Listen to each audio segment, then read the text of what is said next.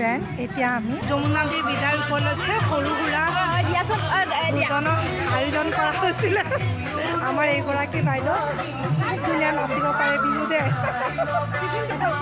মন্টু বাইদেউৰ লগতে নাচিছে। আমাৰ অসমৰ মেইন নৃত্য বিহু, তোৰ গান শুনিলে নাচিব মন যায়।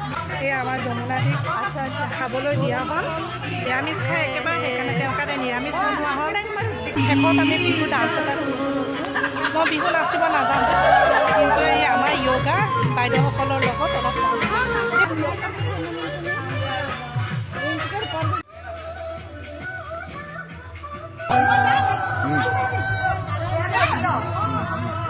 ফ্ৰেণ্ডছ, দেখিছে আমাৰ য়োগা গ্ৰুপটো কিমান ফূৰ্তিবাজ।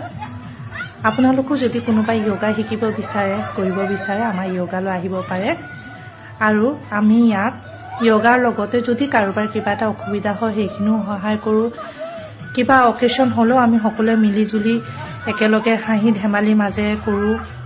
সেইকাৰণে আপোনালোককো য়োগালৈ আহিবলৈ আমন্ত্ৰিত কৰিলোঁ।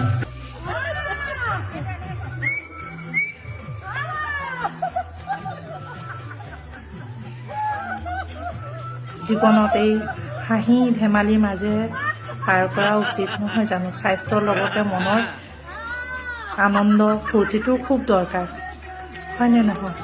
কিমান ভাল লাগে। মই যে য়োগাৰ লগত আজি 2 বছৰৰ পৰা জড়িত, সঁচাকৈ মোৰ এই য়োগা সদস্যসকল ইমান ভাল, খুব ভাল লাগে। সুখে দুখে সকলো ক্ষেত্ৰতে লগে ভাগে থাকে, ভাল পাওঁ।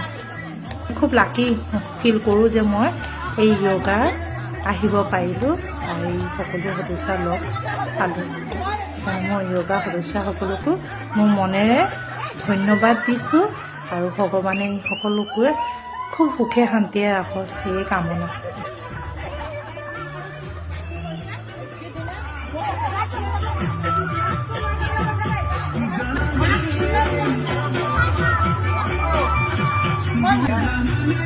এই ডান্সৰ লগতে আমি আমাৰ আজি ভিডিঅ'টো সামৰিছোঁ। আৰু ডান্সটো কেনেকুৱা লাগিছে কাইণ্ডলি জনাব।